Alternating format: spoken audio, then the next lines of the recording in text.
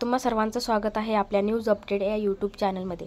तर बघा आजच्या ठळक बातम्या 19 जून 2024 बुधवार काही मिनिटांपूर्वीच्या ह्या बातम्या जाणून घेण्यापूर्वी तुम्ही जर आपल्या चॅनलवरती नवीन असणार तर चॅनलला सबस्क्राईब करा आणि अशाच महाराष्ट्रातील बातम्या योजनाविषयक माहिती जाणून घेण्यासाठी आपल्या न्यूज अपडेट या यूट्यूब चॅनलला सबस्क्राईब करून बेल आयकन दाबायला विसरू नका। चला तर आता वेळ वाया न घालता आजच्या बातम्यांना सुरुवात करूया। तर इथे तुम्ही पहिली बातमी बघू शकता, पोलीस भरती। नवी मुंबई पोलीस भरती प्रक्रियेचे वेळापत्रक बदललं। नवी मुंबई पोलीस आयुक्तालयामध्ये 185 पोलीस शिपाई रिक्त पदाची प्रवर्गनिहाय भरती प्रक्रिया आजपासून सुरू होणार होती। मात्र कालपासून पडत असलेल्या पावसामुळे मैदान चाचणी घेणे योग्य नसल्याने सदर भरती प्रक्रिया पुढे ढकलण्यात आली। आज भरती प्रक्रियेसाठी आलेल्या आणि उद्या येणाऱ्या उमेदवारांची चाचणी 23 जून रोजी होणार आहे, तर 21 जून आणि 22 जून रोजी जे उमेदवार येणार होते त्यांची मैदानी चाचणी आता 27 जून रोजी घेण्यात येणार आहे। त्यानंतरची न्यूज बघा, कल्याण-शीळ रोडवर मोठी वाहतूक कोंडी, विद्यार्थ्याचे हाल, शाळा बंद ठेवण्याची वेळ। कल्याण-शीळ रोडवर मोठी वाहतूक कोंडी झालेली आहे। मेट्रोच्या कामामुळे वाहन चालकांना अडचणीचा सामना करावा लागत आहे। या वाहतूक कोंडीत काही शाळांच्या बसेस देखील अडकल्याने शाळाचे वेळापत्रक कोलमडले आहे।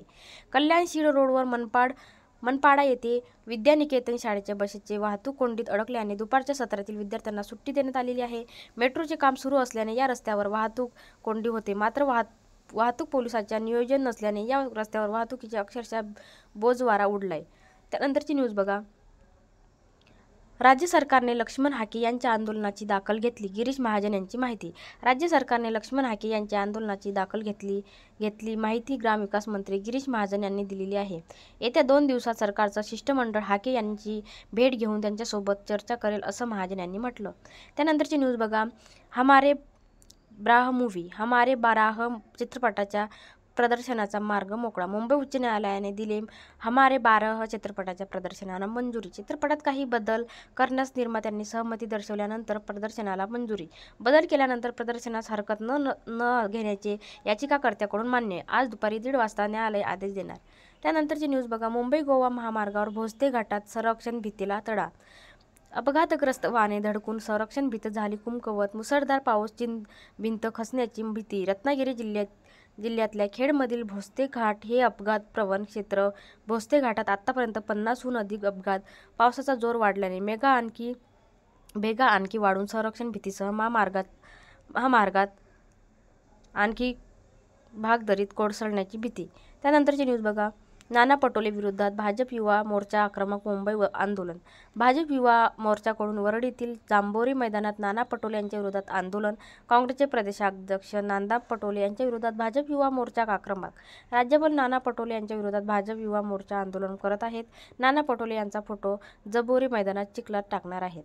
त्यानंतरची न्यूज बघा, लोणावळा शहरातून जाणाऱ्या अवघड वाहनांना कायमस्वरूपी बंदी, पुणे जिल्हाधिकाऱ्यांचे आदेश। लोणावळा शहरामधून जाणाऱ्या जुन्या मुंबई-पुणे राष्ट्रीय महामार्गावरून सर्व जड आणि अवजड वाहनांना सकाळी 6 ते रात्री 10 या वेळेमध्ये कायमस्वरूपी बंदीचे आदेश जिल्हाधिकारी सुहास दिवशी यांनी दिलेले आहे। त्यानंतरची न्यूज बघा, राज्य हातात घ्यायचं असेल तर येत्या 2 ते 3 महिन्यात आपल्याला काम करावं लागणार, शरद पवार। सुप्रिया सुळे यांनी तुम्ही मताधिक्याने जिंकू दिलं, एक जागरूक खासदार म्हणून त्यांचे नावलौकिक आहे।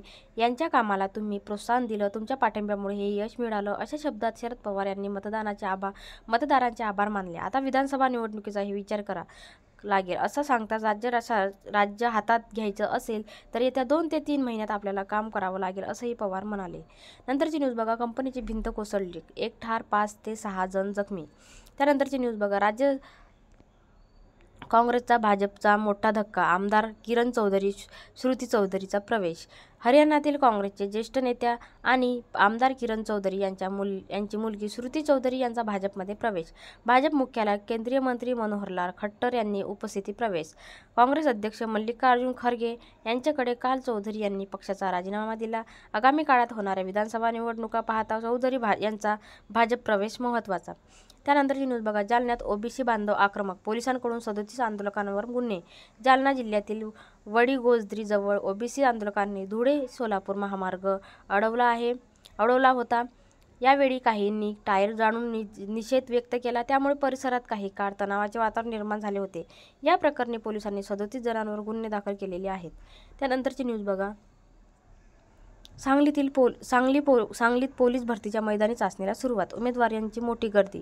सांगली जिल्हा पोलीस दलात 40 जागांसाठी पोलीस भरती प्रक्रियेला सुरुवात झालेली आहे. यासाठी तब्बल 1750 अर्ज पोलीस दलाकडे प्राप्त झालेले आहेत. पुढील 3 दिवस ही पोलीस भरती प्रक्रिया सुरू राहणार आहे. ही पोलीस भरती पारदर्शी पार पडणार असून खुद्द पोलीस अधीक्षक संदीप घुगे हे स्वतः या सर्व प्रक्रियेवर लक्ष ठेवून आहेत.